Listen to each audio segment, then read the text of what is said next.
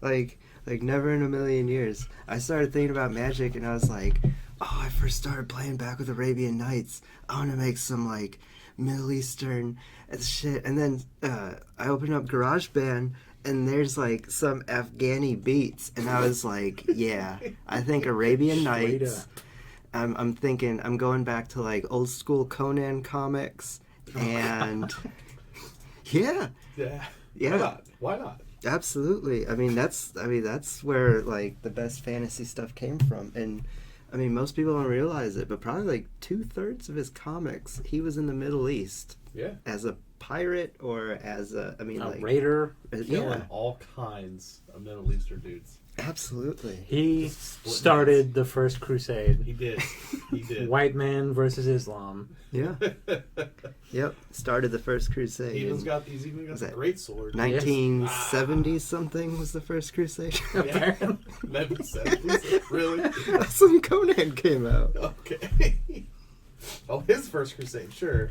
I was about to say the crusades happened a bit before that. Yes. Yeah. Have you guys picked out your top 5 for Oath Gatewatch? No. I just have one. All my 5 is one card. Do you want some other? No, I'm just kidding. I have my 5. Okay. I haven't written them down, but I know them. World Breaker. World Breaker. And World Breaker. And no, because 4 is a playset. The 5th one's Thought Not Seer. Yeah. Okay. No, the 5th one is a clever impersonator targeting World Breaker. It's not even in this set, but we're gonna play it anyway. Clever impersonator's legal. Oh, I know. It's there. I feel like if you got to pick from a set, though. Oh, that's fair. Mirror Pool. As your I'm going to mirror pool my 6th, World Breaker. 7th, and 8th World Breaker. Degeneration X. Okay. All right, well, let's just start. Do you have an intro speech? Right, not really. Okay. Let's go do something simple like... hi, my name's Paul, and this is Magic the Blabbering. Cue intro music. Boom.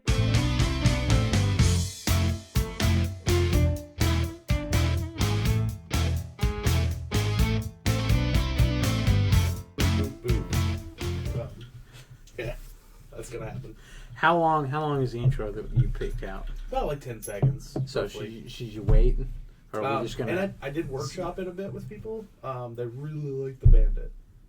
Not to shit on what you did. Oh, that's fine. They really like the Bandit. I just felt the beat was really strong. It was weird. It was strange, but I feel like it made me feel frisky. I don't like it. Oh, I know. I like feeling frisky. I was sitting there going like, yeah, and I was at work, so I was like, had like my wireless headphones in. Yeah. I was sitting there going like, we can see right through you, Paul. You started podcasting for the women. Yeah. Of course. If that was the case, I would pick a different subject.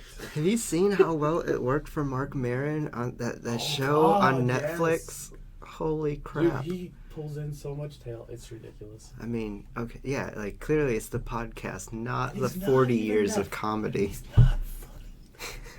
That's I whispered that like it matters, but like he's gonna hear me, like he's outside. Yeah. Gonna knock on the door. You're gonna see him in the window. Oh, yeah, I mean the god of podcasts hears all podcasts. I know, right?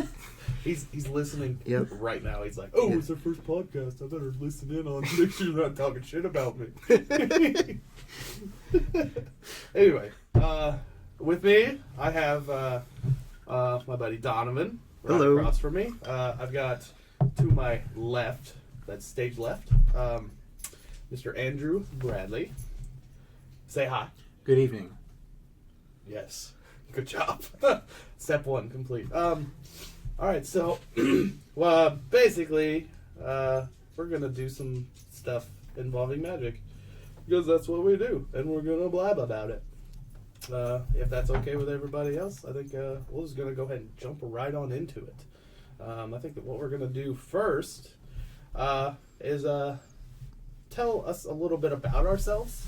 I'm going to just kick it off with what I play. I play pretty much everything. But my boo, as they say, is EDH, non-competitive, so I'm a filthy casual, as they say. Everyone's nodding. That's great. Love you guys. That's how you get crabs. That's how you get crabs, yeah. I also play Modern, which is my second boo. They're like competing right now.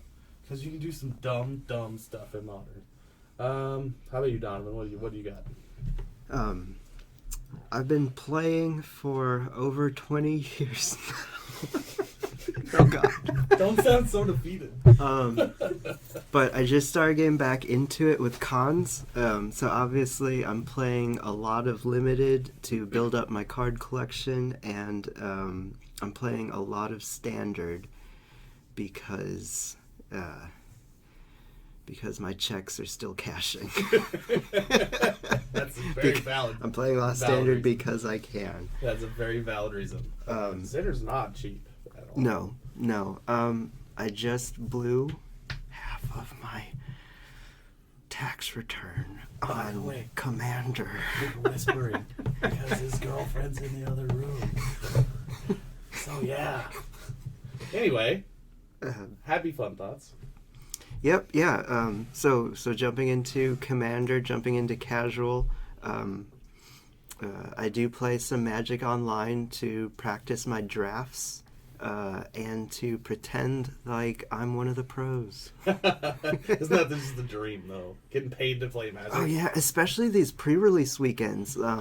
Like yesterday, every article on Channel Fireball was the pros just streaming their pre-release draft. And that's the great thing about Magic Online is you have a good chance of sitting across from one of them. Yeah. I mean, well, digitally, but it's like a GP where, you might play against them. So I'm not going to lie, like I was off the last 3 days and I watched all the streams to see if maybe I was paired up against one of them and didn't recognize their username.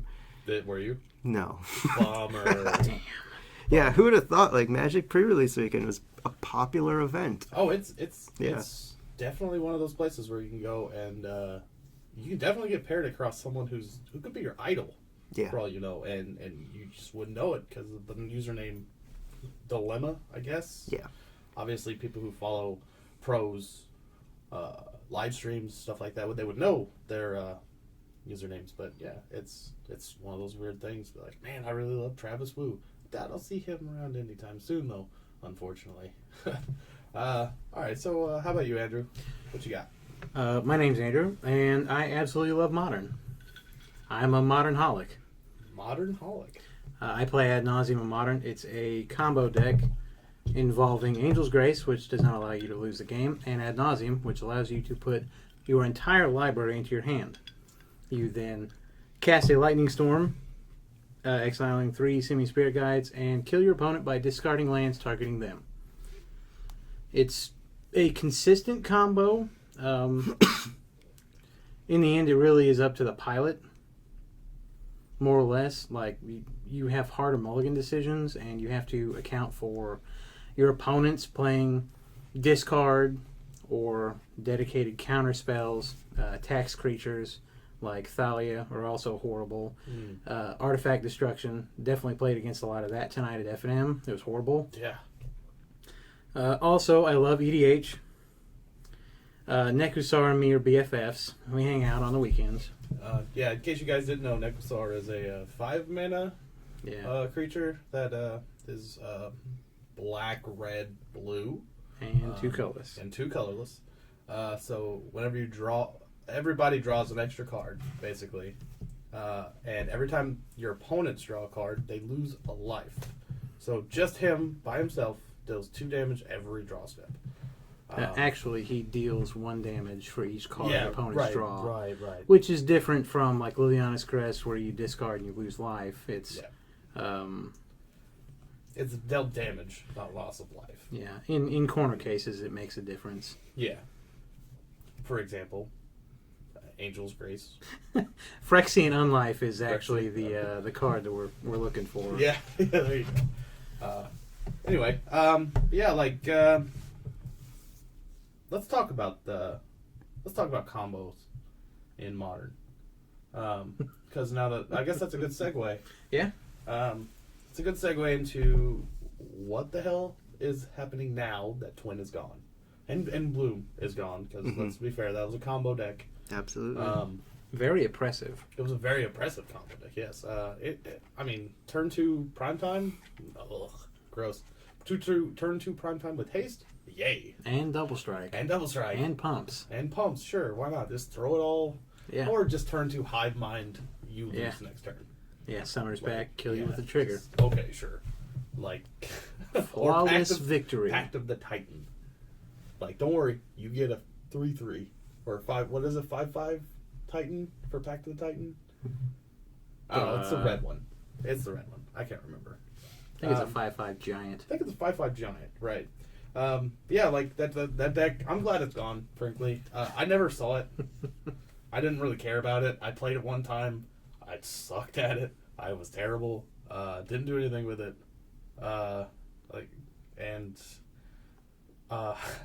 Twin, however, is another story. That deck was extremely good. I think at one point it took up like 9% of the meta. Hilariously, right now, all the amalgamated percentages of the metagame show Twin and Bloom still on the postings, probably as of yesterday when Oath of the Gatewatch finally dropped for Magic Online. The bannings took effect. Right. But they were still sharing both 9.5% on average. Really? They were still at 9. Okay. Yeah. So they definitely people were still trying to like beat the last inch out of them until they finally got the ban. Yeah, because I know the guy that we may or may not have on the show eventually, Bryce, he plays Grixis Twin. Oh yeah. On Modern Online. So he's feeling it too. Like he's pretty upset that Twin's gone. But what can you do? I mean, the card fit into so many decks. Like 9% of the meta. Like X blue red Twin. Not to mention the hilarious combos like Twinning End. Twinning, yes. God. And a few of the other ones, I did see Escape Shift that was playing Gifts Ungiven for a Deceiver Exarch Splinter Twin combo that was built in, as well as Gifts Ungiven. So he could just gifts for Escape Shift and some other things for value. Oh yeah. Oh yeah. Plays against some wacky stuff. Really? See how many combos we can fit in there. Yeah. Combo Palooza. Hold on.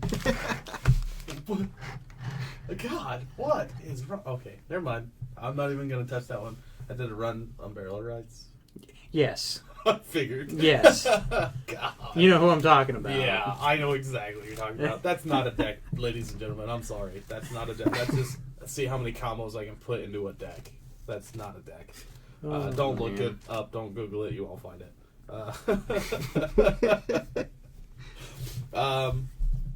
But yeah, now that Twin's gone, what do you think's going to take its place? Because, frankly, I think Tron is just going to just decimate. Well, from what I've been watching, Tron and Black X Eldrazi decks have shared a decent percentage, at least on MTGO. Yep. But I see a lot of just good mid-range stuff like Abzan, Jund, Loam-Pox, just good attrition matches. They have decent game against Tron. They have okay game against Eldrazi. I mean, just looking at the percentages here, of the more fair decks, Affinity and Burn share the top 2 spots. Mm-hmm. Then Tron at 5%.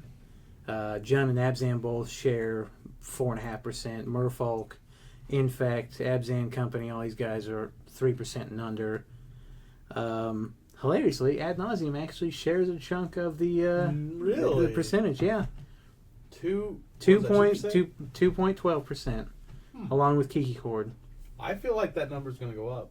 Both of those numbers are going to go up. Kiki Cord. Now that there's no solid combo deck in Modern, I feel like the actual combo, a lot of people are going to migrate to Ad Nauseam because it's so easy.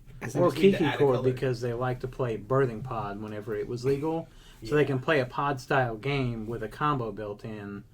It's very versatile and resilient. Doesn't Gristle brand still Grishol combo? brand? Yeah. But unfortunately, it's not even in the percentage. It's not in the percentage, but I mean, it still has a turn 2 win. Everybody thought that deck was going to get banned. everyone thought that Goyos was gonna get banned. It's just such a small percentage that is being ignored. And But here's the thing. The deck is stupid fragile. Either you win or you lose. Like it's just the like chances, aggro. but the chances that you lose are much higher than the chances that you win. There's a term called glass cannon. Yes. This is more like a glass blimp. Not only is it going to explode on you, but it will do it in a hellfire. That's very accurate. That's very, very accurate. Yeah, it's Goyo's Vengeance. It's you have to have 3 cards to get it going at least. Usually your turn 1 Faithless Looting is pretty handy. Yeah, that's ideal. That deck also runs Tormenting Voice on 2 or 1 if you have the Simian Spirit. Yes. But you really want to use your Simians for other things. Like Through the Breach. Or Through the Breach. Because through Simian Spirit Guide, you can either choose to remove it from the game for a red mana, or if you're casting it Through the Breach, you can just take that card and basically free cast the Through the Breach. Yeah, if you manage to hard cast, not even hard, like is it hard cast if you use Simian Spirits and all that stuff? If you just hard cast as opposed to cheating, yeah. I guess.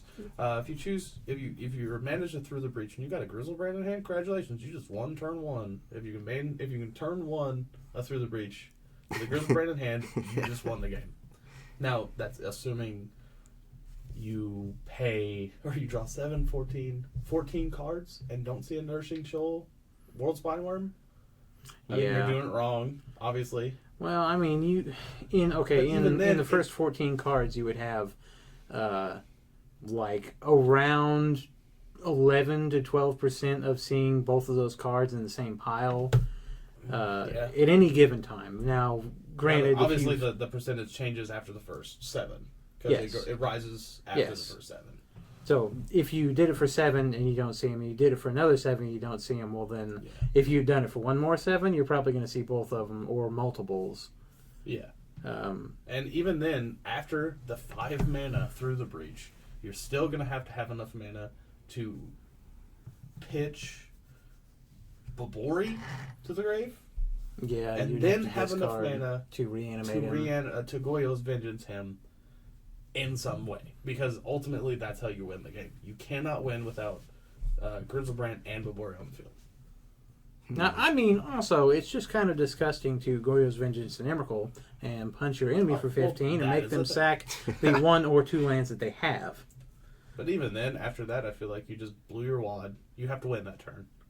Yeah, I had that happen to me once. Yeah. And then I set for 4 turns while he just drew lands, and then I killed him with ad nauseum finally.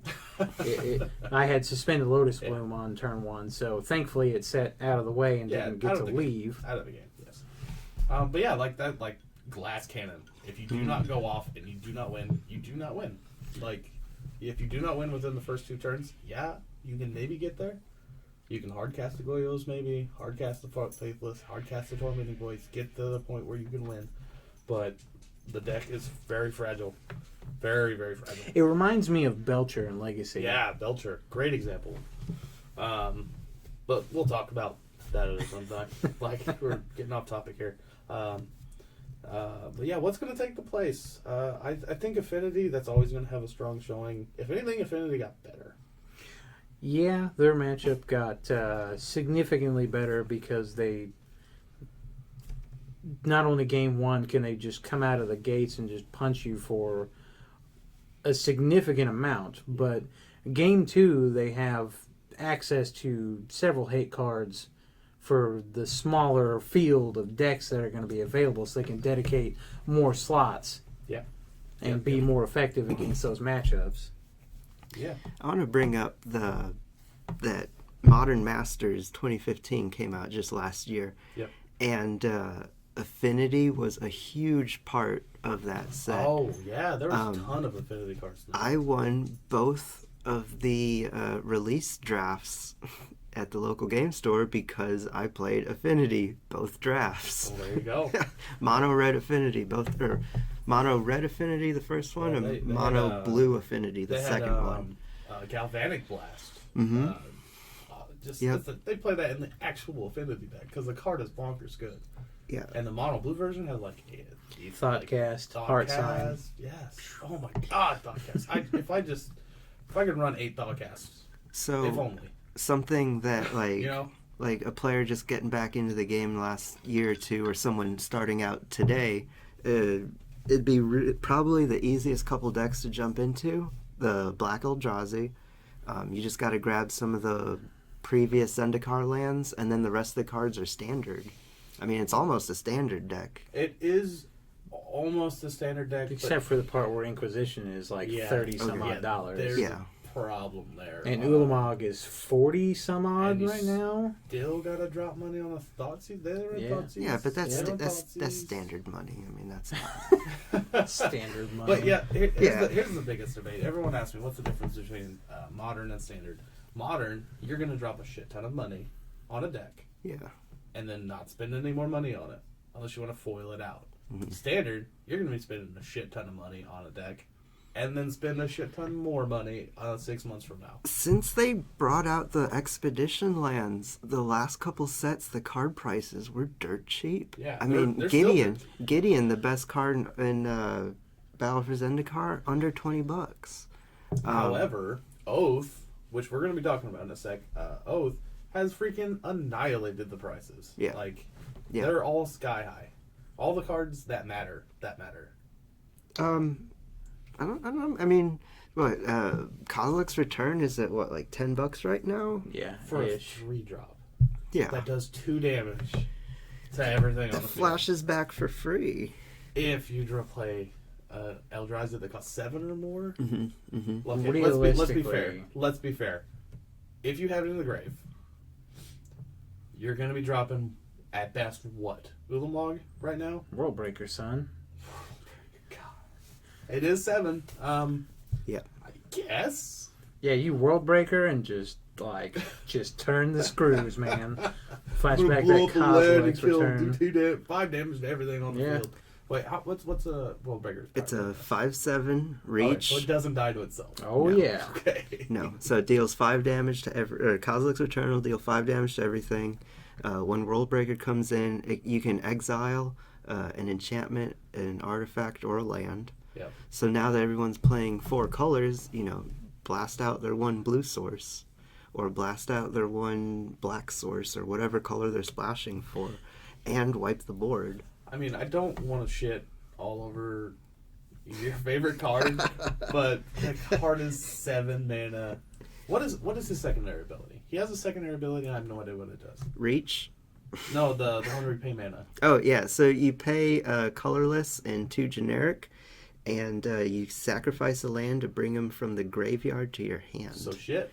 Recursion. I heard shit. I mean, I really don't want to hate on that card, but that card is bad. I've been watching Mr. Joe Lissette play this in the Twitch stream almost all week. Right. And every time he has cast a Worldbreaker, it has been for absolute value. Mm-hmm. Hitting what? Usually hitting a colored source in Modern, which is a lot more painful than in Standard. Or hitting, like he played, I'd say over the entire week, he probably played like 60% Boggles online. So, yeah. Now, yesterday, he hit 9 matches of Boggles in a row. It's disgusting. All right. So, it doesn't matter if you're not playing Boggles? Okay. No, it matters. Pro tip, if you're playing Boggles, play Worldbreaker. It matters. Against Affinity, how many targets do you have? 99% targets. No matter what it is. Doesn't hit Glimmer Void. No, it does. It does hit Glimmer Void. Land. Land, artifacts, and enchantments. It doesn't hit Darksteel Citadel. You can target it. Does that destroy? No, it exiles. It is. It's an exile. Man. Maybe I need to rethink this card. Yeah. I mean, it's... No, I don't. It's 7 mana. Move on. It's 7 mana. Yeah. And this is really... It's worth really ramping only into. enabled in one shell that uses like Heartless Summoning, Eldrazi Temple, and Ayavugan to accelerate. And I mean, if you were to play like dedicated ramp without Where do you get the green? Landwar Wastes, you have 2 forests at least, and then you have Verdant Catacombs, and some run Wooded Foothills, Some run, like, I've seen a couple windsweeps in, like, the versions that play, like, black-white, and they splash green out of the sideboard and stuff. And what about this deck is better than the mono-black or even the black-white Eldrazi? You're really looking at the sideboard for that, to be honest. It's where you really pick up your game. Like, too. why green black over black white? Because I'm assuming that deck still runs Urborg. Yes. Okay. Where's the advantage? Like, you lose Path, you lose Stony Silence. Yeah, I mean, you lose Kataki's, arguably. You lose. If you're playing paper Magic, black white is probably about a little bit better. An inch better, sure. If you're playing online, it looks as though the black green variant is superior, just because it is about a turn faster on most cases. I just don't see it. I mean, the World Breaker just run lands, but that's why they run Ghost Quarters in the black version. Do they run Ghost Quarters in them? No, I don't think they do. I think the black-white version does, because it's a hateful deck. Yeah. They only play 2 World Breakers, too, so I mean, they're... Well, it's not like... Yeah, it's not a key point. They're one of Conduit at Ruin can just go grab it for value. Yeah, oh, God. Or 4 Umags and a Kozilek, you know. Some of the decks that I've seen play, I'm just like... Well, let's put it this way. Was at the shop today. Someone bought 19 Drowners of Hope. Oh, that was... I can't make that up. 19. They're not making their money on that one. Speculation, son. Well, apparently, it's all play in the modern Pro Tour. Yeah, dude was sitting at like 7-1 with a playset of Drowner Hopes and his main board. Maybe someone paid him $50,000 to add it to their Seance deck. Hey, we got a list. We've been working on that. We're working on a list. We're really good at making bad decks. Okay, making bad decks work. That's a caveat right there. Yeah, at least they do stuff. All right, let's look up Drowner Hope. Let's see. What does this card do? I know it's bad. I know it is bad. When Drowner of Hope enters the battlefield, put 2 1/1 colorless Eldrazi Scion tokens onto the battlefield. Sacrifice an Eldrazi Scion, tap target creature. So you get 7/7 across 3 bodies for 5 generic and 1 blue. So bad. Well, once again, it brings up the whole thing. All these bad cards are being played because no one knows what the hell they're doing. The format is just wide open. Because it's easy to ramp into Eldrazi. Yeah, you know what my answer is. I mean, Heartless Summoning. No, I'm saying play ad nauseum. Fuck them all. Yeah, you ramp all you want, dude. I'm just going to kill you in one turn. That's play fine. ad nauseum. Very meta. Yo, see? Yo, dog, I heard you like ad nauseum, so ad nauseum to ad nauseum. No, we're going to do it until you're sick of it. There you go. Yeah, I don't know. John, spec target, I guess. It's so bad. Well, hang on. Let's look at the price history on this. Yeah, please. Now, something I thought was interesting. Splinter Twin was one of the reasons people bought into the Magic or Modern Masters 2015, myself included. Now, I opened up a box of this last week and opened up probably like $180 worth of cards. And since Splinter Twin was banned, there goes like $30 worth of my cards. So now a box is going for like $220. So I opened the box, lost $40. Now this gets banned, I lost $70 more. Is it worth opening a box of Modern Masters anymore? Even with the bannings, I mean... Well, let's put it this way. If the price of the Modern Masters box... The price of the Modern Masters box had nothing to do with the Splinter Twin. Had everything to do with the foil Goyf. Sure. You pulled the foil Goyf, congratulations, you made your money back. And then some. You pulled a regular Goyf, you made more than half. Well, also, there was just a lot of good foils that came out of that set. Steve pulled foils. a foil Emrakul. Yeah. That was pretty good. foil. I've seen a foil Karn come out of that. That Oh, was yeah. pretty awesome Oh, too. that's a money card. Yeah. Oh yeah. big Foil Remands look good out of that set. Mm-hmm. I've seen Tron players that don't play foil Karns, and they wish they could. Yeah. Oh, It's just it's a pretty foil. If you've never seen that card foil, please look it up. The card is very pretty foil. Because the card is dumb. Okay, Dumb good. let's go back to this genre of hope. Yeah, genre of hope, please. Median price is 32 cents, Woo! and the price has not changed since All right, October. What's the foil? Because that's the modern playable. Okay, yeah. Foil median price is $1.09. Oh, spec target. This guy's gonna make a ton of money. This guy's about 19. he's like Thomas with his Heartless Summonings. Hey, he made money on this. Oh man, He cashed in on that card.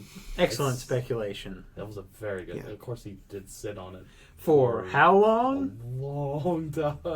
Exactly. He finally made money Mm-hmm. years later. Well, I guess that's specking in a nutshell. I mean, It could be. He did own somewhere in the ballpark of like 100 something Heartless Summonings. He bought them all for like I think like a Like, quarter a piece. Yeah. Like, and that card now, that card now is seeing play in the Black Eldrazi. It's just a good card. One generic and one black. It's an enchantment. Creature spells you cast costs 2 generic less to cast. Creatures you control get -1/1. So it's a 2-drop. It's a permanent. Makes all your creature spells 2 less to cast. Yeah. So Yeah. it's like, it's like a permanent it's Eye coupon of Ugin. Mhm. It's Eye of Ugin for everything. for everything. But And when let's paired be- with Eye of Ugin, when it paired is with Eye of ridiculous. Ugin, everything costs 4 less. Yeah, To four play. colorless So less. let's do the math here. If you have Heartless Summoning on the field and Eye of Ugin, and let's say Urborg, sure. What are you casting that turn? Probably an Oblivion Sower. Oh yes, one of my favorite cards to come out of PFC. Honestly, it's seriously, I love that card to death. So is what I call him. Oh so. Can you play Thought Knot Seer for free? No, you still have to pay the colorless mana I see. as part of the cost, but it would just cost 1 mana Mm-hmm. At that point, it's Thoughtseize That's sexy. without with a 4/4 body attached with to a it. 4/4 body that arguably draws them a card when it dies, but it's not the card that you exile. That's a point. That's important. It's not the card that you exile. You pick and choose what you don't want in their hand. They get to draw a card when it dies. Whoopie-doo. They draw a land. Woohoo! Who cares? Yeah. But let's put it this way. Heartless Summoning right now, the mid for normal Heartless Summoning is $4. Mm-hmm. Yeah. Do you want to do that math? He Yeah. made a bunch. It skyrocketed. Big time. Well, I'm looking at the graph right now, and the mid in March.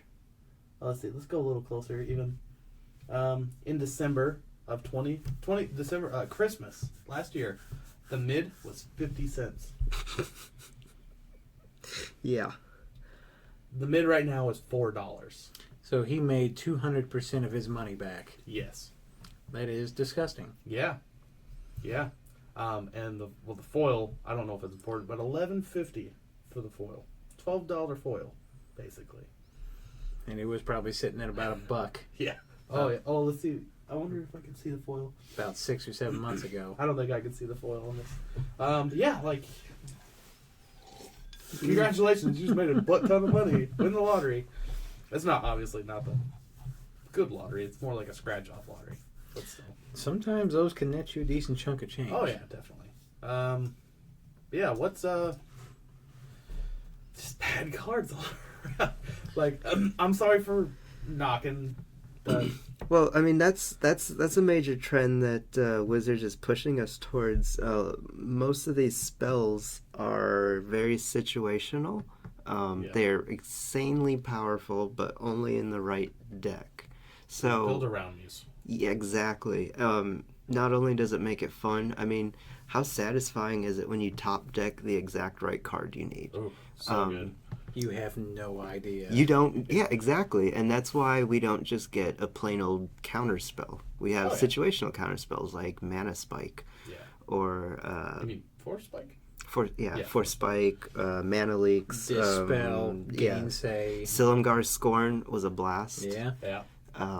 What's that other one that has Ferocious attached to it? Stubborn Denial? Yes. Yeah. Psychic Rebuttal. It's a counter spell that targets I you. love that one. And these are all cards that just came out in like last year, and Yeah. I mean those are just so much fun to play. So making cards situational gives you an excuse to make them very aggressively costed. I mean, I personally love the Surge mechanic. Yeah. I've used it quite a few times. Just to get value. Like Fall of the Titan.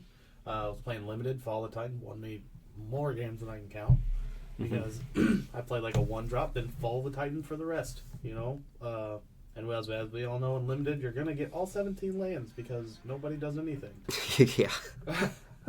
Yeah.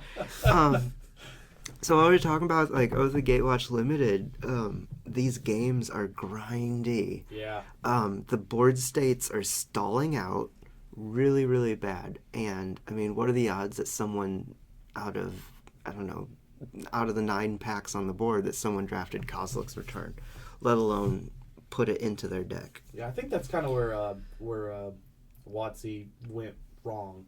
Yeah. They made arguably some of the cards rare when they shouldn't be rare. Mm-hmm. Some that aren't rare that probably should be based upon their effects. Yeah. Mm-hmm. Like, what's an example? I mean, I think they did okay with some of the cards we're going to list. Kozilek's Return should have been, God, I don't know. That's a weird one. What? Crumble to dust. Crumble to Dust. That's should have been right. rare. That is Crumble to right. Dust should have been rare. That card is dope. The foil is outrageous right now. It's pretty terrible and limited, though. Let's put that. It can't be good everywhere. But yeah, if you look at the last couple expansion sets, like Fate Reforged had Crux of Fate, which is a great sweeper effect. That card. It gave you a choice: dragons or no dragons. So. Yeah. Battle for Zendikar had Planar Outburst, but in Oath of the Gatewatch, you don't have a straight sweeper; you just have damage dealt. Yeah. And in a set where things have 7, 8, 12 toughness, that sweeper's pretty weak. It's Terabad. Yeah. Yeah. It's like, hey, nice Gurmag Angler. Yeah, Not gonna do anything. And this is a set that you have. A lot of people that used to work at WotC have come out and said, when we're developing, we say, hey, this is a hole. Let's design a card to fill it. I'm surprised, they didn't design a better sweeper. Now, I guess if you look in Standard right now, you've got 4 maybe sweepers. Name them. You got Planar Outburst, Crux of Fate, Languish-ish, Radiant Flames, Kozilek's Return. In hostilities. And that's the card. that's the white one I was That looking is a for. card. Yeah. That is the other one. So I can understand why they wouldn't want to design another one. I can solve this problem. Reprint Blasphemous Act. Yes, please. Let's talk about that for a second. Let's go ahead and break Standard. Let's go ahead and reprint Dark Confidant and Blasphemous Act. That way it evens out. Give me a few creatures with shadow and just blink out so they don't. Oh, I don't know if you guys saw. You guys saw the card that I made on MTG Forge? Of course. Yeah. It was I'll probably put it on the website at some point. But it was a hybrid green black hybrid blue green creature. That is a 1/1. Was it flying? I don't think it was flying. It was 1/1 prowess and infect. I said this is coming in Innistrad. No. I think this is fair. coming in Innistrad because No. hey, why not? Everyone else has prowess. let's go ahead and give Infect prowess. Not to mention story continuity, where Phyrexians magically appeared on Innistrad and gave this this what was that thing? A cat demon? Yeah. It's not a Rakshasa, but it's still a cat demon with Infect. Yeah, and it I think the flavor text was my favorite part of the card. It said "win target game" as the Yes. Yeah, because it will. I love the Rakshasas. Actually, here's an interesting idea. Can you not necessarily an aura, but an aura would work. It's like 2 mana, one colorless, one who cares, any color.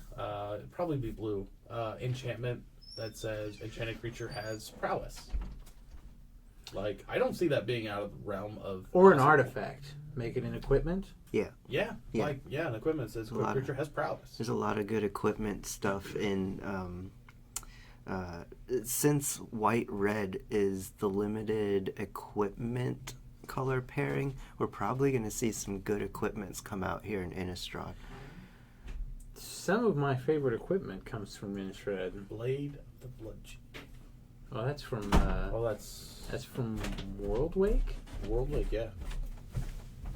Actually, thinking of Elbrus, the Binding Blade. Yeah. Blade of the Blood Chief, I think, is either Ravnica or Innistrad. But it says gives creature +1/+1. Or whenever a creature dies, you get a +1/+1 counter. If it's a vampire. Blade of the Blood Chief is from Zendikar. Is it? Yeah, I'm pretty sure it's from World Wake. You could very well be right. Zendikar. Whenever a creature is put into a graveyard from the battlefield, put a 1/1 counter on equipped creature. If it's a vampire, it gets 2, right? Yep. Yes. Yeah. Great. An equipped cost of 1. Yep. What? Dope. It's really good. And It's it's a no 1-drop. Sword of Feast and Famine, but it's still pretty okay. Could you imagine if we had that card right now and put that bitch on a Nantuko husk? I think Sengir Vampire is legal in Standard right now, Also a terrible card. but still. But You know what's a good card that is not legal? That is to a go with build that? around. it's a build around me, sure. Vampire Nocturnus. Remind me. 3 black and a colorless. He is a 3/3. Oh, yeah, the owl. Yeah, you play with the top card of your library field. If it's black, vampires get +2/+2 and flying. Yeah. Oh, not an ally. Oh, okay. 2/1. Yeah. 2/1. Also 4 mana. Ugh, I don't know. It's fine. It's fine, but 3 black devotion? Gross. Unless you cast Gary. Oh, Get yeah. that But value. even then, at 4 mana, you know what I want to play instead? Phyrexian Obliterator. The Obliterator is good. Yes. Yes. That card is dumb. I feel you like have a path? Alright, I'll win. I feel like Obliterator into Gary is just disgusting. Target player cries. Yeah. Ugh, yeah, definitely. I mean, I've had my fair share of dealing with an Obliterator, and I did not like it. It's terrible. It hurt. But I had to do it. Because I was playing mono red. Not a whole lot of ways to kill him. You were playing Scred? Yeah, I was playing Scred. Uh, Because I had a Koth on the field. And I just needed to draw lands. So I had to Scred him. ooh. And I had to sack all my lands. Because, I don't know if you guys know what Scred does, but it deals damage equal to the number of snow permanents you control. Hint. They're all snow They're mountains. all snow mountains. So I had to sacrifice all of my mountains because that's how much damage Scred did. So, but I did have a Koth, and if I top decked some lands, I might have won. How long did you play that deck for? It took you like 3 weeks to get enough snow-covered It mountains. took me forever, and then I just did nothing with it. They're in my Rakdos aggro now. They look nice. There's no point for them to be in the deck. I don't play extra planner lens. That would be so good. Living the dream. Yeah, I don't play anything that benefits snow permanents at all. I mean, I could, because they're mostly all snow permanents. But yeah, anyway, whatever. Vampire Nocturnus, mediocre card. So, I kind of want to talk about something I saw. Best card in the Vampire Tribal deck was Gatekeeper Malakir. Yeah, he's pretty good. He's good.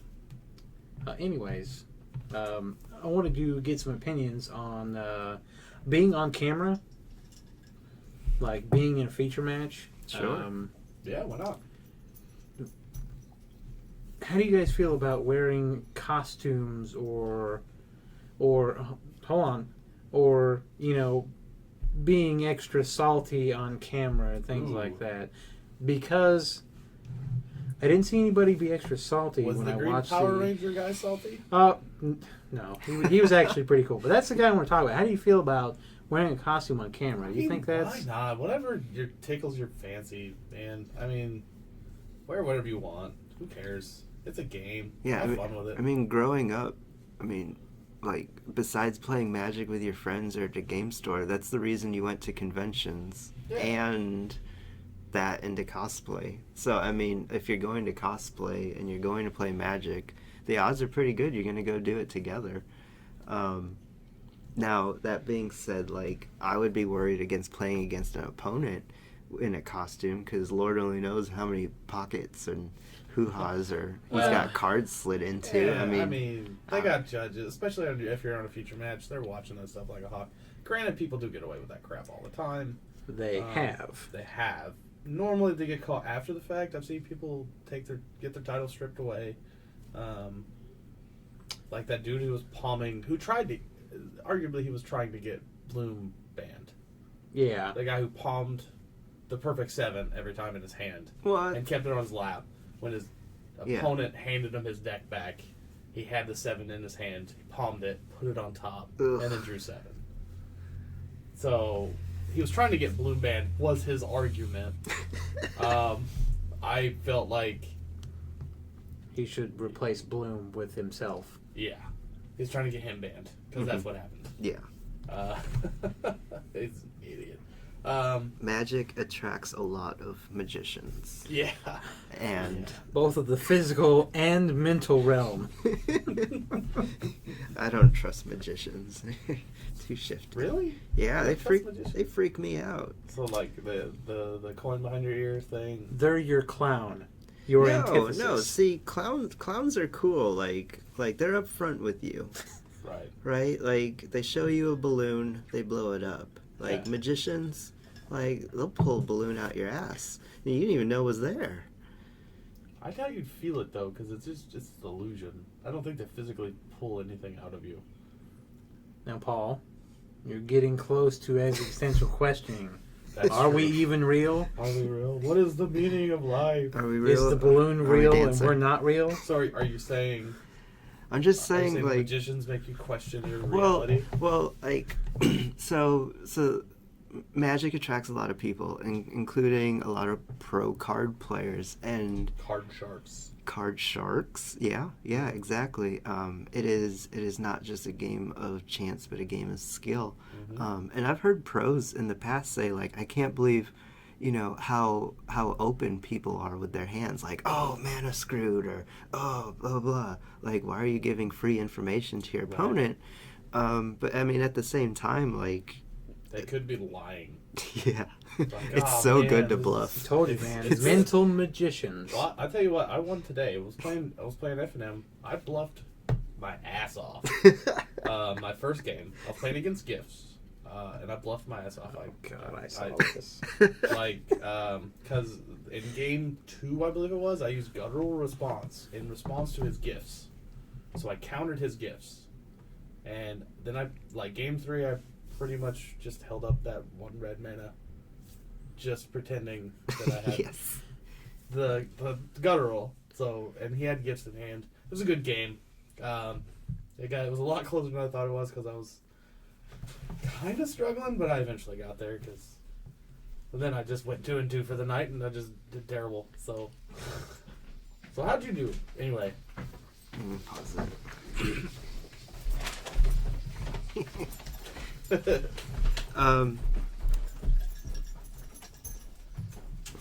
I did okay. I built my deck in a hurry. I won most of my first games, but I lost my matches my sideboard was not ready. Mm. My sideboard was really, really not ready for the mirror match. Played red-green ramp, and yeah, it was a mess. It was a mess. My sideboard for my ramp deck was more ramp. Mm. It's not good. That seems bad. Obviously, you haven't taken a look at my match percentages because you're playing the wrong deck. You see that? Less than 2%. Uh-huh. Less than 2% for red-green. Yeah. You need to be sitting up here. Abzan aggro? Or 4-color rally. They not exactly the best performing decks, but they've made up the mass of the meta. Yeah. Yeah. Meaning that locally you could probably grab one of these and go and, 3-1 or 4-4 and F&M. No problem. Yeah. Alright, so what you're saying? Even in the percentage down to 2%, you could probably take one of the decks and go perform well. From the horribly named Abzan Blue, Jeskai Black, Wet Jund. Let's talk about Wet Jund for a second. What is Wet Jund? It is basically... Wait, that's John Splash Blue? Yeah, I love the name. Well, I've also heard Moist Jund, which makes it even worse. Moist. You don't want to play against a Moist Jund player, do you? You don't want to get beat by Moist. I group them all as 4-color because they're all basically under the same premise. Black is a linchpin color with 2 colors on the color wheel attaching itself to black, and then the 4th color is just a support color mostly for sideboard. Yeah. I just love how all these decks play black, but black sucks. It's arguably a terrible color in standard right now. Yeah, it's really weak without Thoughtseize. Really weak. If you're playing the control, like the Jeskai Black Dark Teamer builds, you're playing Murderous Cut, which is super good in both of those because you can play Jace. Jace just gives you like excellent value constantly. And you get Despise and Duress. Yeah, you get 2 discard, plus you get complete disregard, or the 2 Ruinous mana. Path. Ugh, card's terrible. The 2 mana Planeswalkers are a discard. thing. I don't give a damn. I Card's bad. 3-1 last week with green-white tokens. Gideon and Nissa got there. I mean, that's all well and good, but I mean, all right. Let's put it this way: Black-White Control, brought to you by Jeff Hooglin, is a deck. Yeah. All right. It does run 2 Ruinous Paths, but that deck basically gets there with Shambling Mins, which is a bonkers good card. That card is so good for a manland lifelink. It's disgusting. Sylvan Advocate. Yep. Yeah. Pushing Abzan aggro up there again. Yeah. But yeah, yeah, like the only creatures that deck runs is 4 Seeker of the Waste, which, by the way, underrated card, great card. Oh yeah, still a great card. Oh yeah. And 3 Secure the Wastes. Like it just runs just make what you some would expect. dudes and play It some runs- Gideons yeah, and plays- make some has dudes. 3 and... Gideons, 2 Sorin. Mhm. Everyone keeps forgetting about the Sorin. Sorin's good too. Secure the definitely. Waste. Sorin. Hello. Yeah. Yeah, because you can secure the waste on their turn Yep. and then untap, cast your Sorin, and get in there for a lot. But I gotta tell you, there's nothing more satisfying than dispelling a Secure the Waste. Because you trade 1 for like what, 5 or 6? At least. Yeah, and I mean that's coming back. That those situational cards feel so good to cast. Dispel was printed Dispel's- so long ago though. Spell It's seems been pretty good in every format though. Like if you got blue and you have room for a couple dispels, you could probably fit a fun of. I mean, there's so many bad instances. You're looking over here, and all I'm thinking is Legacy, and I'm going nope.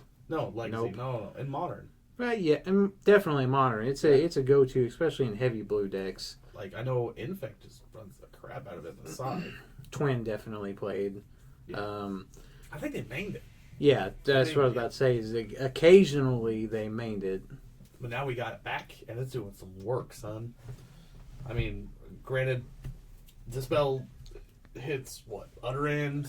It hits Secure the Waste. It hits Dig Through Time. More importantly, Dig Through Time. Rally the Ancestors. Hits Rally. Collected Company. Hits Coco.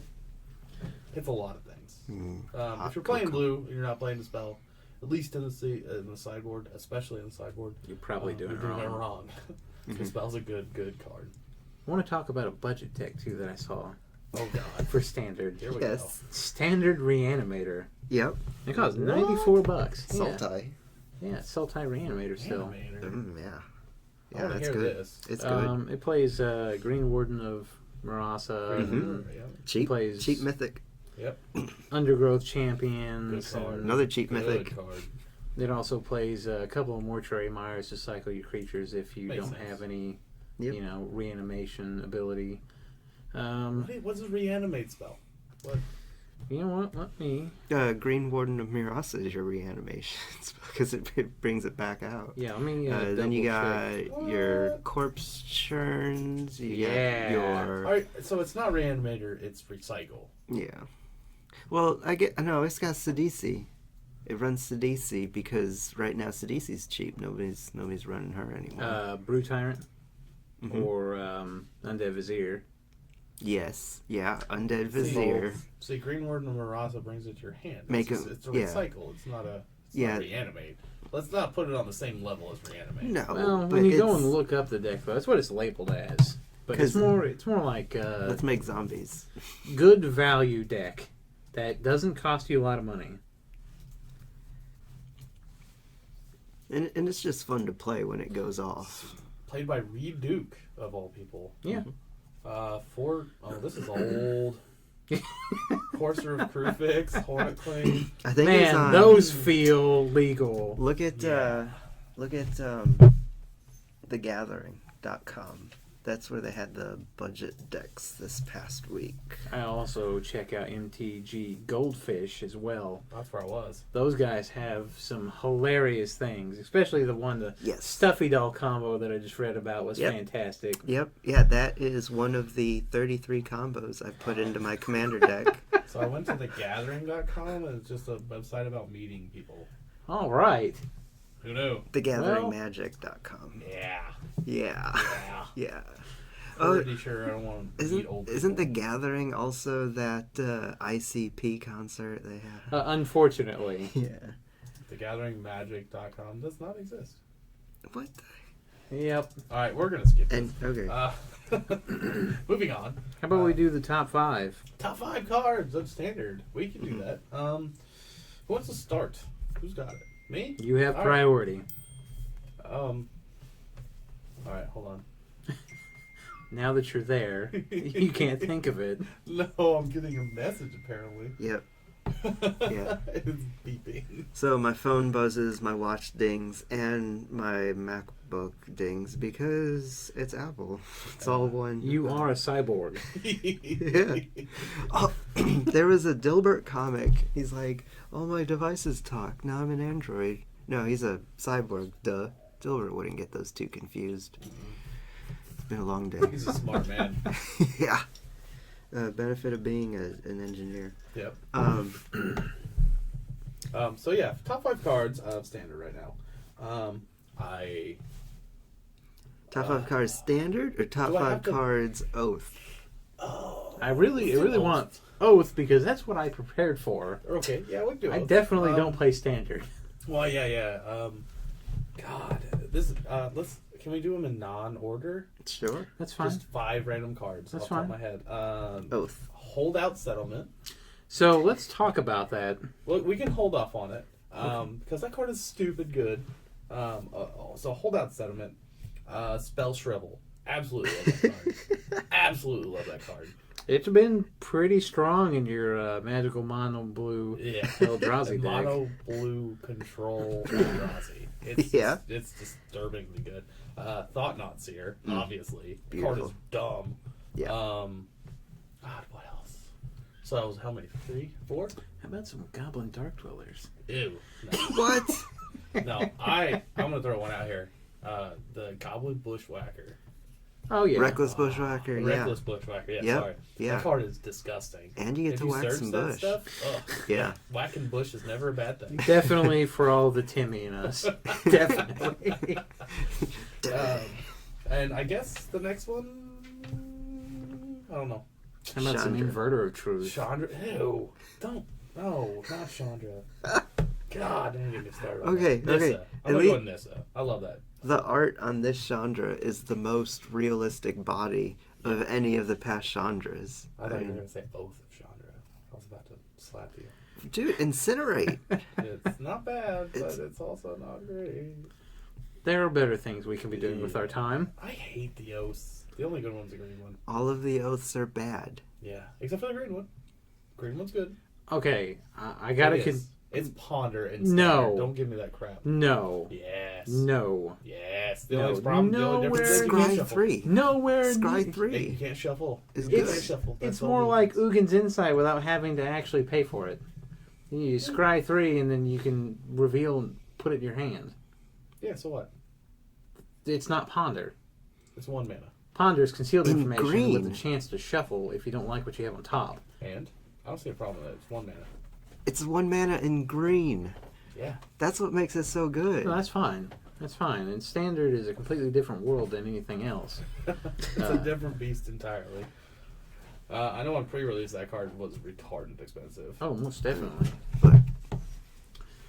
Oh, the Nissa, it's gonna totally enable mono green aggro. It's coming Yeah. back. Oh, I already have a list, but I went the other way. I went Speculate on those Undergrowth I have- champion, son. I already have a list made. I built it on a Forge. I built it. I imagine. It's gross. It's so good. But I was like, you know what? Last 2 sets I played aggro. I'm tired of it. I want to play control. Bring it on. But it's aggro with 8/5 hexproof hastes.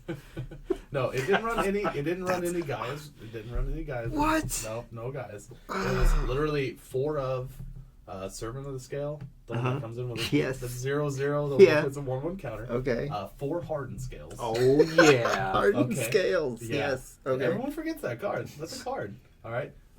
3 Undergrowth Champion. Oh, Okay. yeah. Oh, gross. And 4 Avatar of the Resolute.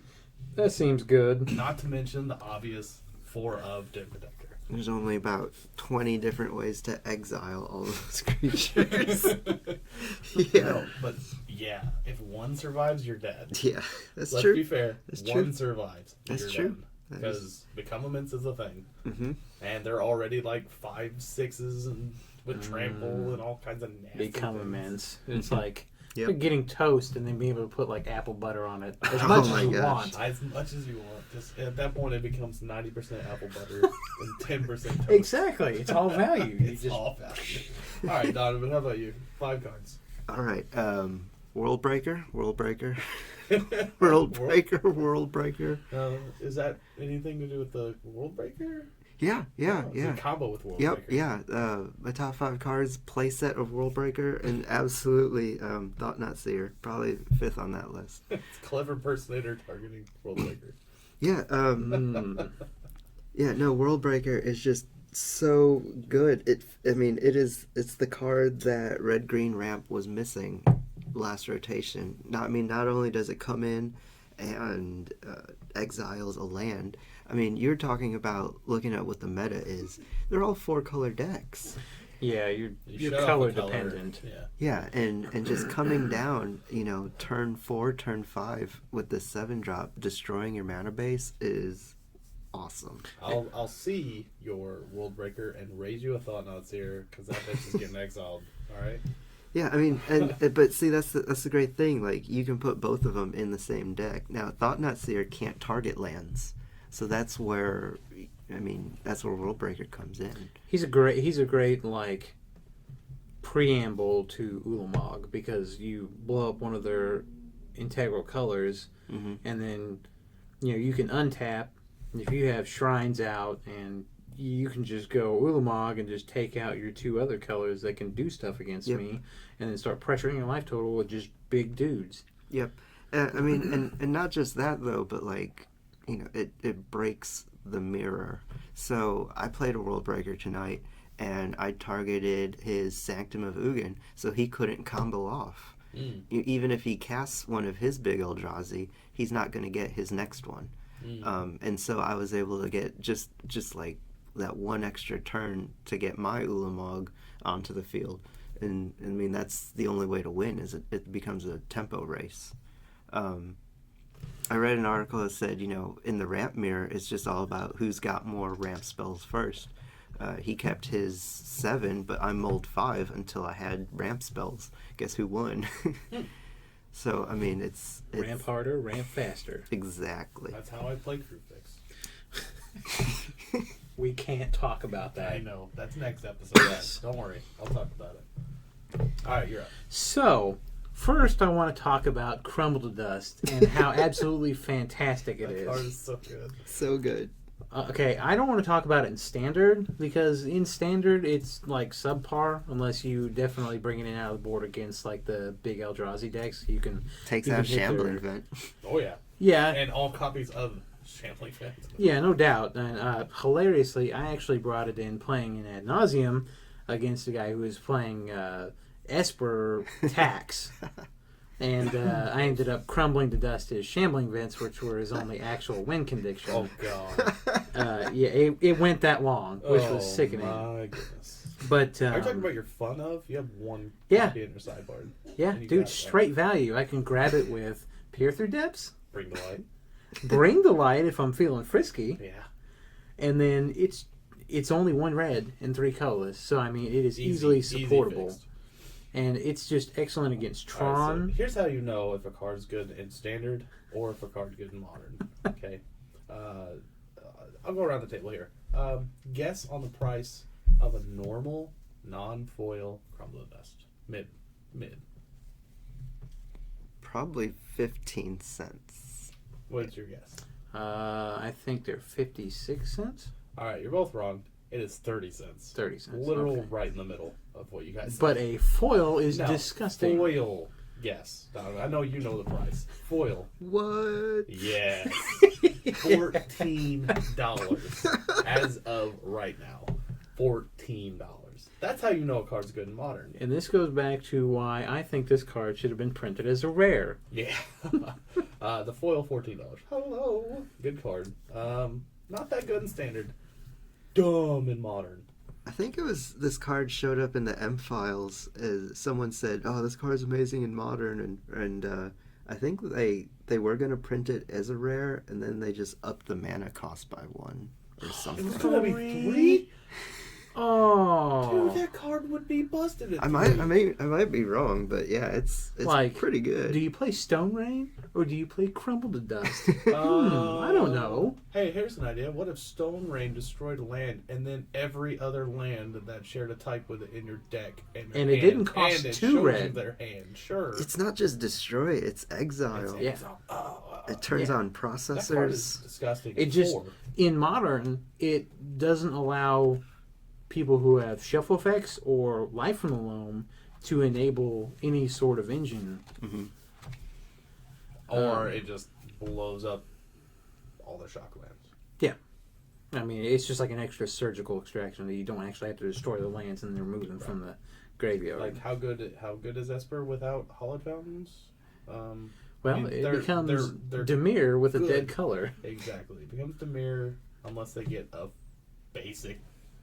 That's why I play 2 of every basic, Yeah. because Blood Moon and then now Crumble to Dust. All right, we got 2 targets for red. Red's All getting right. some love. Mono red control. That's what Scred was. I don't want to talk about it. So anyway, Rexy the Obliterator blew me out. I can't help it. Go ahead. Bonds of Mortality. What is? Oh, that's the green enchantment that takes away Yes. X-Proof. I Yes. love that card. Yes. And indestructibility. Yes. Now let's talk. That card is really, really good. It basically just says "fuck your Narset deck." Yep. Ruins boggles. Ruins Bog. That's But here's the problem. Here's the problem with it with the card. It's my one qualm I have with the card. Doesn't do anything to Shroud. yeah. So Lightning Greaves just kind of flips off Bonds of Mortality Pretty much. for eternity. But at the same time, that card 100% worth playing because it draws you a card when it enters. Yeah. I mean, you have to pay mana to actually remove indestructibility and hexproof from creatures. One. I thought it was a green and a colorless. No, it's one green. Just one green and a colorless to cast, and just one and then green. a green. Okay. It's worth it. Yeah. And it's a 2 mana replaces itself. It lets you draw a card when it enters the battlefield. So it's Elvish Visionary on an enchantment. Yeah, with utility. Yeah. I mean, granted, there's not a whole better. lot of targets right now. It's like an all-star Narset's, sideboard card. You know what's funny is Narset's still legal in Standard. No one plays her. 6 mana is kind of rough. Yeah, especially expensive. in Jeskai. And then she has to untap and then do stuff, Yeah, the blue-white themes in Standard right now is Awaken, and I mean you get Reflector Mage. Let's talk Crackle Doom. I'm not Crackle Doom, and then copy Crackle Doom. Crackle Doom, maybe? And then you're running 4 colors. And No, Jeskai Black. That's easy for them. I was about to say, they're already That is doing a this. deck. Yeah. That And is it a deck. definitely cracklings. That's true. It crackles and Like- dooms. It's It disgusting. doomingly crackles. So anyway, General Tazri Really? for EDH. Okay. She yeah. enables Okay. 5 color allies, I saw which some is... really stupid things with Yeah. that card. We'll talk about EDH later, Yeah, though. definitely. Number 4 is Gift of Tusks. I I am No. in love No. with 1 mana, change creatures into certain things. Pongify, For your rapid hybridization. do you have like an elephant tribal commander deck or No, but I'm thinking about it. I'm just a big fan of snake form. It's Rune, by the way. Yeah, Rune is Space Rhino. yeah. That is Elephant and Rhino Tribal. And the 5th one is Hedron alignment because No. the Timmy you're in done. me You're says fired. yes. You're fired.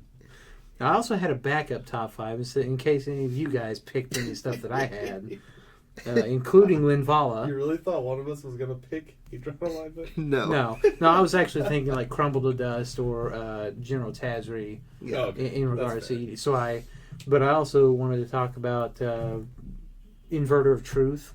Yeah. I think he's just a cool card. That card is so funny. I'm sure. I Isn't there opened a way that to break tonight. it? Isn't there a way to break that card yet? Has anyone figured it out? Maybe an Assaulti show? It has different wording than Willbender. Morality Shift. Does it say target? No, I don't think so. Inverter of Truth. I know there's a way to break this card. I mean, you have to put your best cards in your graveyard. Oh, I know I need to break it. When Inverter Truth enters the battlefield, exile all cards from your library face down. So and then shuffle all cards from your graveyard into your library. Yeah. So, Graveyard becomes your library. It's a worse morality shift. Yeah. but you also shuffle your graveyard, so you still don't know what you're drawing every turn. Yeah. But let's put it this way. I'm trying to think of ways of breaking it on the other end. How do you gift this to somebody and then make them cast it? How do you do this? That's what I want to know. Like, how do you? I don't think you can. I don't think there's ever Can been you desertion anything. it and then trade like desertion? You get it now, like There's not a because there's the not trigger a still goes on the stack. there's not a gift effect right now. Oh man, that I'm about would to be- say it's extremely narrow to be like, here, I want you to take this card that's in my hand, and then you're gonna cast it. But There's gotta be a way. if you could bizarre trader it to them and then bounce it, oh yeah, Hmm it would be a really horrible 4-color wonky combo deck. But it could be better than Morality Shift, Bruna, Light of Alabaster, enchantment combo. You could flicker it, but most flicker says comes back under owner's control. There was a And hilarious. plus, if you flicker it once, I'm pretty sure you're just dead on your upkeep. Oh god, I really want to play Oblivion Sower against someone who does this to themselves. Get all of their Oh! hands. Oh, it's so good. That is an excellent segue into a combo I want to talk Please about. don't. Okay, go ahead. Realm Razor. Realm Razor is absolutely fantastic. All right. So the deck essentially consists of a good mid-range style deck, primarily in the colors of Naya, I think, Yep. Oh yeah. and what it does is you're wanting to be able to cast Realm Razor and Oblivion Sower, because Realm Razor will remove all lands from the game when it enters the battlefield. And Oblivion Sower on cast will exile the top 4 cards of target opponent's library, and then you may play any lands exiled. This way, yes. This way. It's not play, they just come into your side of the field. Yeah. They come into play on So your side you of can the field. essentially nab. All of their lands. In the realm of possibility, you could hit 5 or 6 lands Easily. of theirs. And then playing another Osower for fun. Yeah. And then Because you can just value all the lands. Value them out of the But game. let's be fair. Realm Razor is a 6 mana card cost. Oblivion Sower, also 6 mana. I know in the deck you explained how you cast both at the same turn. I just don't see it. It plays the same kind of game that Amulet Bloom does. At least that's one shell I've seen. It essentially plays Amulet of Vigor and Ramp, and just spits both these things out on like turn 4 or 5-ish. And you're doing this. You can't turn Summer 4 Bloom. or 5, really? Well, with extra bounce lands, you prime time, you do things like that. But Summer Bloom isn't an enabler I anymore. feel like So it's just a win more. yeah, I feel like at that point in the game you've already just won. basically. That's literally pushing them down and then peeing on them. I mean, a 4-2 Maybe on I'm into turn that. 6. Sure. Alright, go for it. Yeah. I mean, I don't know. It's a 4-2. It dies of shock. And also, one more combo deck I want to talk about No. while we're here. Alright. Ironworks combo. Krark Clan Ironworks. I don't know this combo. It is eggs. I have 4 essentially. Krark Clan Ironwork combos That's a- in my commander deck. You're killing. That is a mouthful, isn't it? What happens is Krark Clan says you may sacrifice an artifact to generate a colorless mana. Yep. It is a 4-drop, I believe. So what you do is you play Chrome Spheres, Chrome Stars, you play Elixir of Immortalities, Yep. and what you do is you basically just play a lot of 0-drop and 1-drop artifacts to generate a lot of mana, and you Pyrite Spellbomb them out of the game, or you can also What? you Conjurer's Bauble, Pyrite Spellbomb, and then you keep cycling them with I don't really remember what the card is at the moment that allows you to I think you tap it to draw a card, so you can keep constantly cycling them. I don't know. I'd have to see the list. It sounds confusing. It is very convoluted, and it takes a long time to win. Oh, great. It's as bad as It's an- Lantern it's Control. another Lantern Control. Gross. Basically. Oh, and we can talk about Ceaseless Fumarals, too.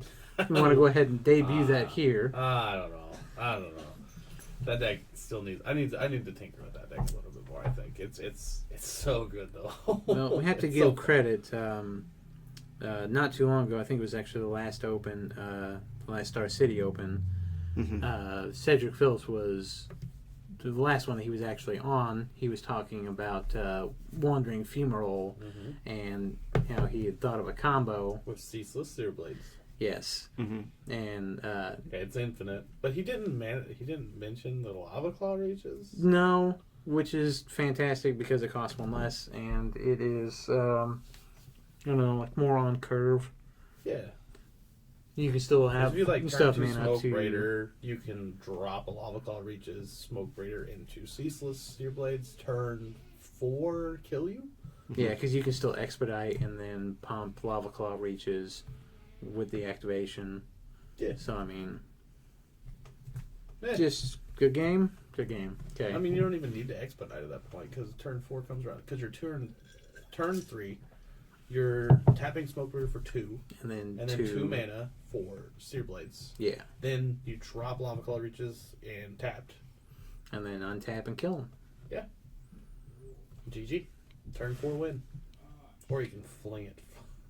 I mean, I think it's really exciting that you just talked about a modern combo, but 2 of those cards just came out in this set. Yeah.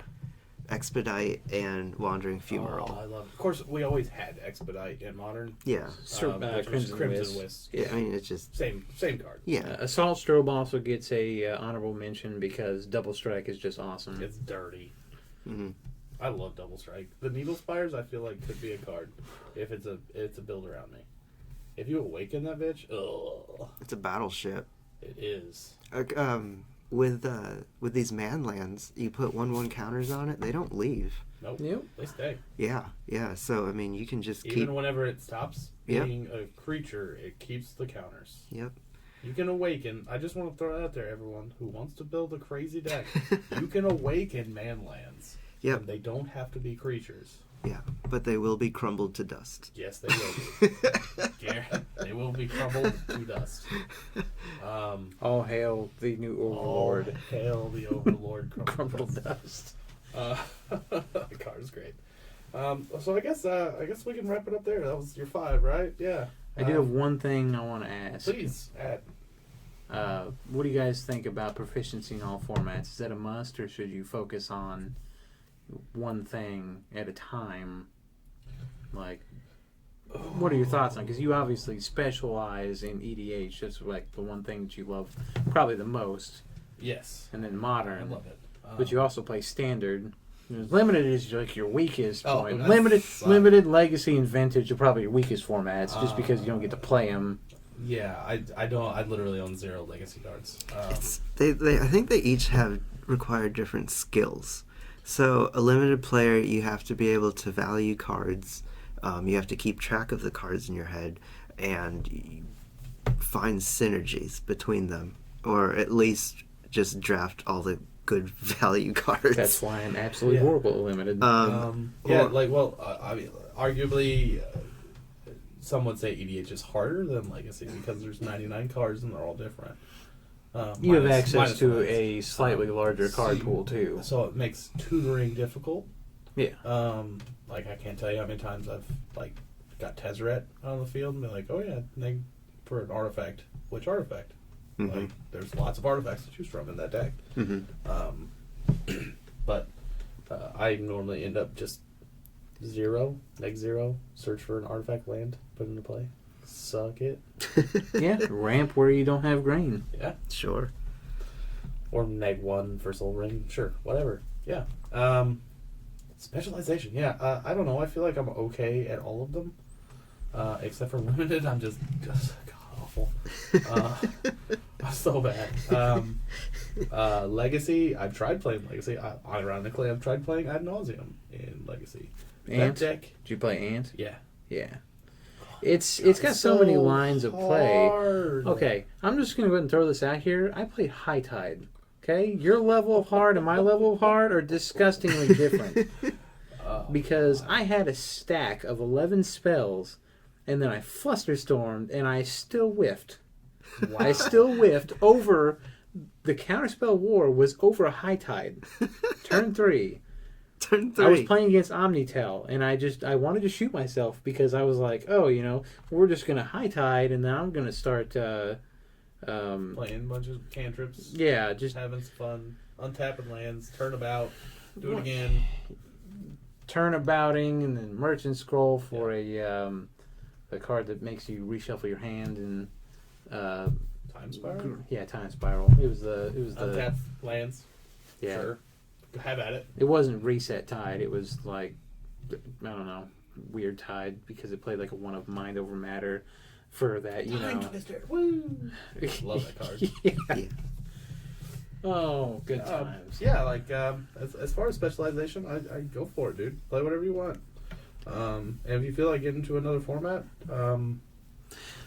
I just ask somebody who plays the format. Most of the people who play the formats are all pretty good people. Have more than one deck. And they have more than one deck. They'll most likely let you try one out. Yeah.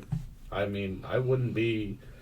probably wouldn't be playing Modern if it wasn't for Brad Young, who let me play his Jund and then let me play his Affinity and let me, borrow some cards. Like Modern's expensive. I can't afford to get into it, so he lets me borrow some of his more expensive cards. Sure. And I'm eternally grateful for that because they got me interested in a format that I never would have played otherwise.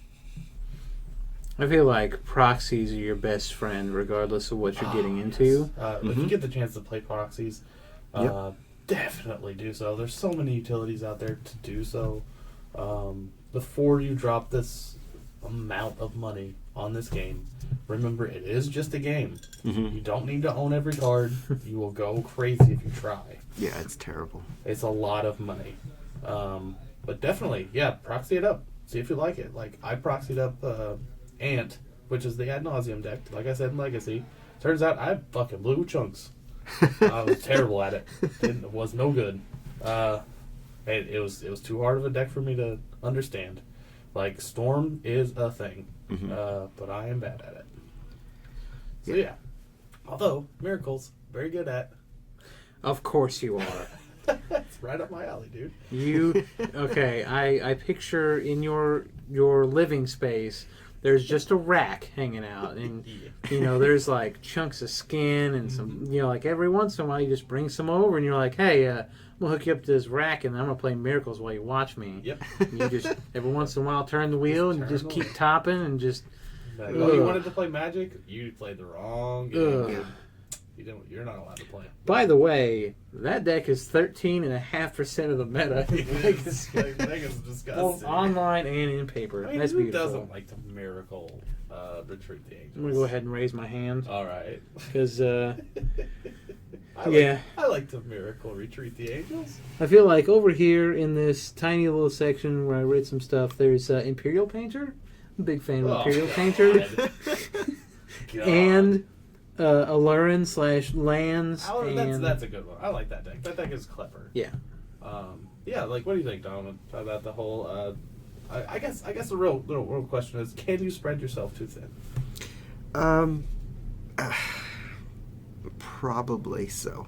I feel like it's important to practice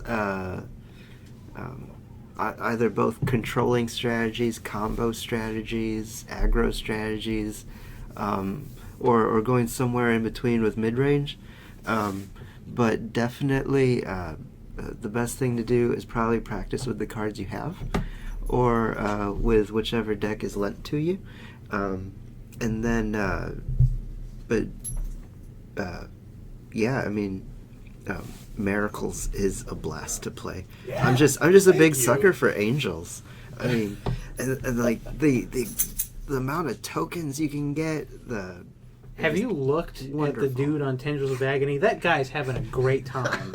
He is drinking everyone else's faces with his head tentacles and just having a great time. That's what I want to do. Yeah.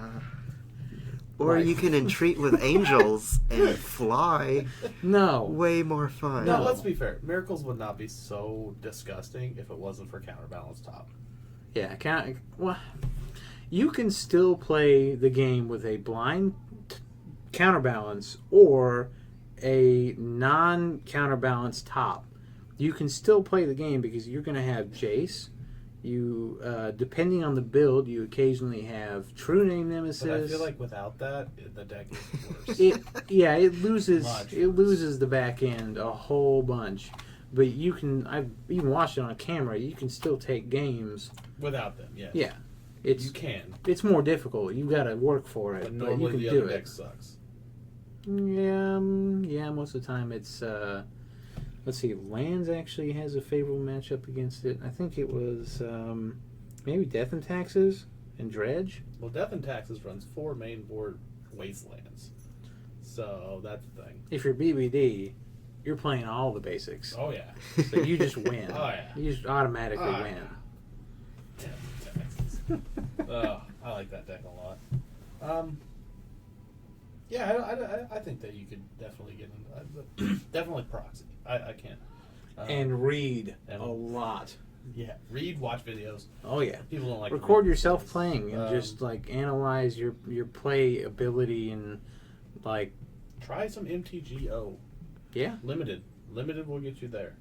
Yeah, Magic Online is if you win, you're gonna make your points back. You're gonna get your money's worth. You definitely lose value because the cards are worth a lot less tickets than the money you put into it. But it's also cheaper to get into it. So Yeah. I had a crazy idea for a red-green landfall deck, and I built it online for $40. Would have cost me double that because all the planeswalkers and things I didn't have. But, like a turn 6, 8, 5/5 trample vigilant lands. What? Yeah. Oh yeah. I don't even want to hear. Yeah, it was. It sounds just got the right kind of dank. It was. Yeah, it's mono green, splashes red for embodiments of fury. So with Sylvan Advocates. Land creatures get +2/+2. Yeah, and then just a lot of cheap ramp, just to keep bringing out lands that turn into 5/5 elemental hastes. Wow. It was bananas. That was probably the best. Yeah, Bananas.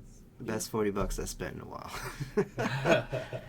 But yeah, like MTGO is a great source. I built my Phoenix EDH deck for $6. Yes. Most of that was the Mana Vault. Yeah. Well, and not just that though, but like MTGO will constantly have legacy or cube drafts where you can get cards for next to nothing. The legendary cube is so much fun. Yeah, and absolutely. you can get foil foil commanders, Mm-hmm. like the M16, or I guess not M16. Yeah, Wizards M16. would never publish that stuff on paper. God, no. No. Oh, I mean, Like they did Commander's Arsenal, mm-hmm. which is foil versions of Yeah. stuff. We need a new one now. yeah, it's honestly. only like what, $400 sealed. Yeah. All I want to see is true dual lands with the new art released on Yeah. Magic Oh Online. my God, yes. Because the new dual lands. That the dual volcanic lands, island is just sexy. like fat material. Yeah. Straight up. Fat material. I like it. I can just imagine. I don't want to. I mean, not imagining anything. Yeah, Okay, you're looking sorry. at the wrong page in National Geographic. Yeah. Yeah, there's.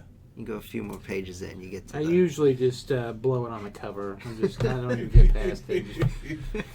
It's That's over. really, really awkward walking into bookstores. Oh yeah. Doesn't Oh, yeah. even- Or Walking- doctor's like, office. Oh, God. Oh, it's just horrible. I think most of the doctor's offices have like highlights, right? You remember that? No. Highlight. Well, that's fine. We'll save that. All right, I guess we're gonna end it up here. Thanks for joining us, dredging through this miserable conversation we had. World Breakers and Thought-Knot's Ears. Best card ever. Best card ever, sure. I can't get behind it. Prove me wrong, guys. Just prove me wrong. Prove to me that World Breakers is the best card in the world, and we'll see what happens. All right, thanks, guys.